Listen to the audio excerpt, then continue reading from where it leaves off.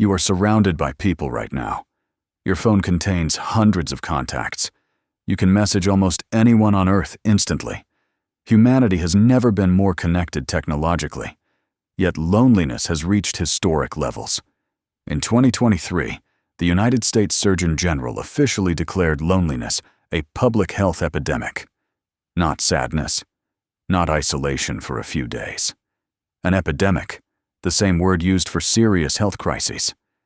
Studies show that 1 in 3 adults regularly feels lonely, and nearly half of young people report feeling alone, even when surrounded by others. That raises a strange question.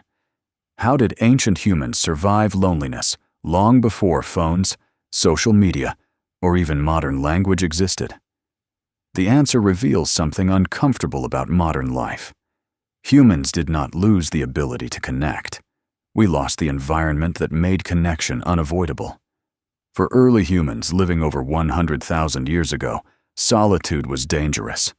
A person alone on the African savanna had little chance of survival.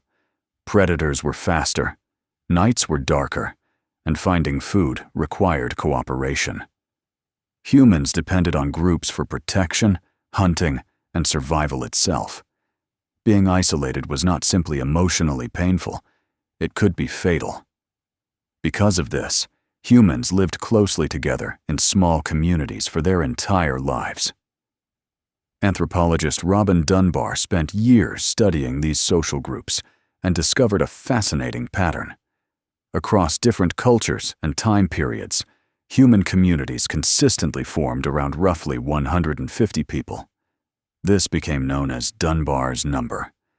Dunbar argued that the human brain evolved primarily to manage relationships, not just to build tools or hunt animals. Every member of the group represented a social puzzle. Who could you trust? Who shared resources? Who held grudges? Who would protect you during danger? The brain evolved to constantly track these relationships. That means the human mind was designed for stable, repeated interaction with a relatively small group of familiar people. It was never built for thousands of weak digital connections, endless scrolling, or crowded cities filled with strangers. But loneliness is not simply about being physically alone. Researchers eventually discovered something more important. A person can stand in a crowded room and still feel deeply lonely, while another person can spend hours alone without feeling disconnected at all. Psychologists Letitia Ann Peplau and Daniel Perlman explained this in 1978. They argued that loneliness is the gap between the relationships you have and the relationships you emotionally need. That gap is what creates the feeling of loneliness. Ancient humans closed that gap naturally because survival forced them into meaningful, daily connection. Modern humans, despite unlimited communication tools, often lack the consistent emotional bonds the brain evolved to expect. Before humans developed language, they connected the same way other primates still do today, through touch. If you watch chimpanzees, our closest living relatives, one thing becomes obvious almost immediately. They spend huge portions of their day grooming each other. At first glance, it looks practical, like they are simply removing dirt or parasites. But scientists discovered the grooming itself is the real purpose. Touch releases oxytocin, often called the bonding hormone, in both individuals. At a biological level, grooming is one of evolution's strongest tools against loneliness. Chimpanzees spend nearly 20% of their waking hours doing it. Imagine that. 1/5 of every day devoted entirely to physical connection and social bonding. But grooming had a limitation. It only works one-on-one. A chimpanzee can only groom one companion at a time, which makes maintaining large social groups incredibly time-consuming.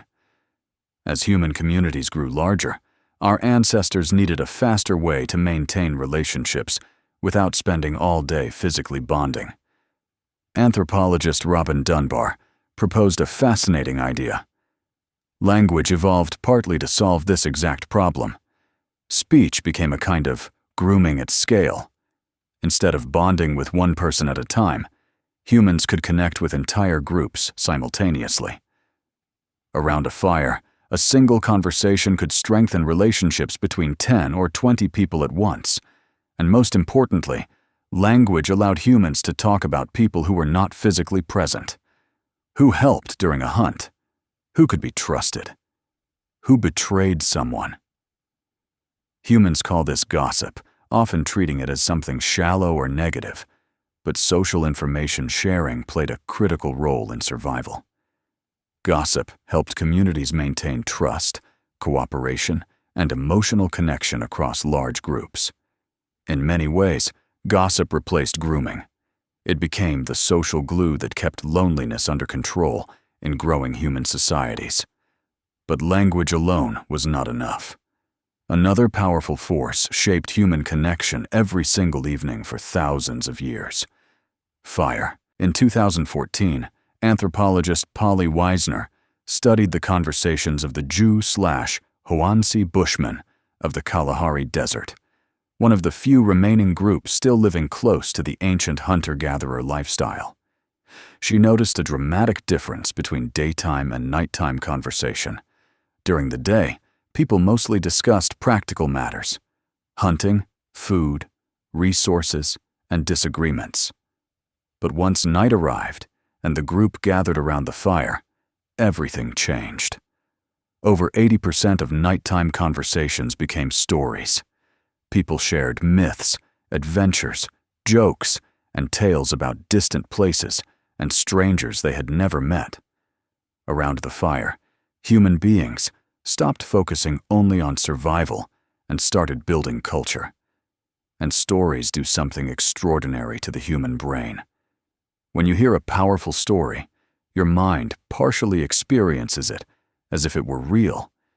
Your emotions react. Your heart rate shifts. Your brain mirrors the experience of the storyteller. Scientists call this narrative transportation. For ancient humans, storytelling did more than entertain.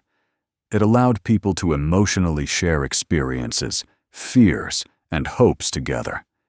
And that shared emotional world may have been one of humanity's earliest cures for loneliness. Stories create something powerful inside the human brain, the feeling of shared experience. When someone tells you a story, your mind partially lives through it alongside them. Your emotions react, your neurons fire, and for a moment, both of you experience something together. That shared emotional experience becomes the foundation of connection. Every night around ancient campfires, humans were doing far more than entertaining each other. They were creating belonging. Without realizing it, they were using stories as a tool to fight loneliness and strengthen social bonds. But storytelling was only part of the solution. There was something even older than language itself: music.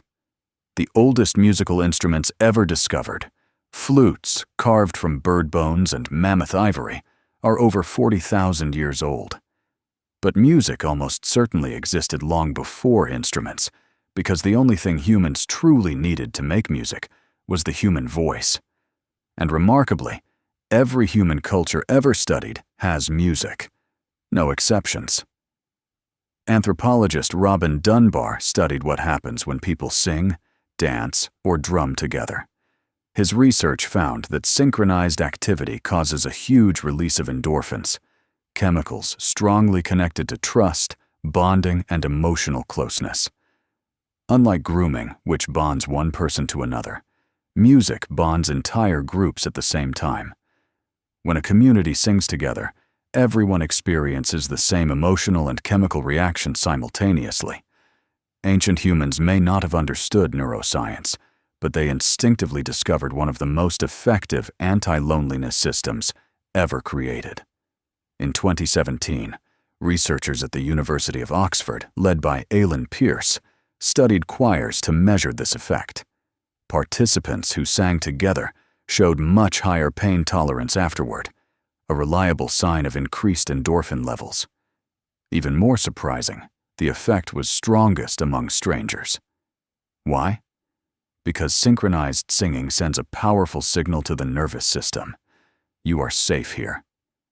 Through rhythm, breath, and shared sound, strangers begin to trust one another without saying a word.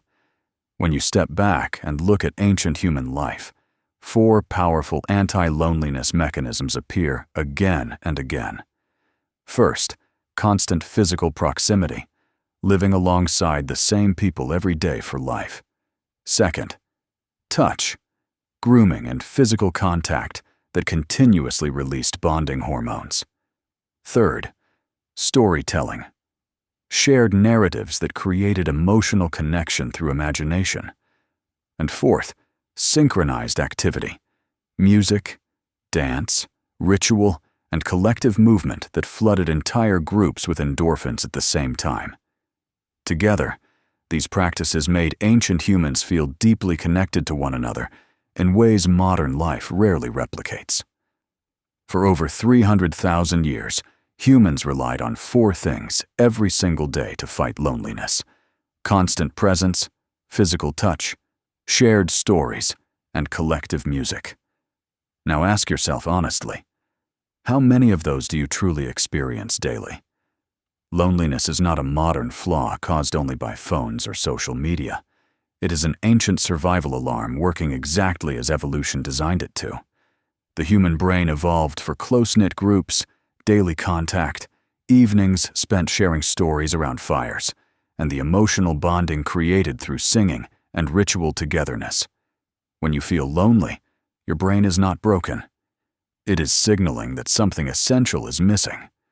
The real problem is that modern life made human connection optional.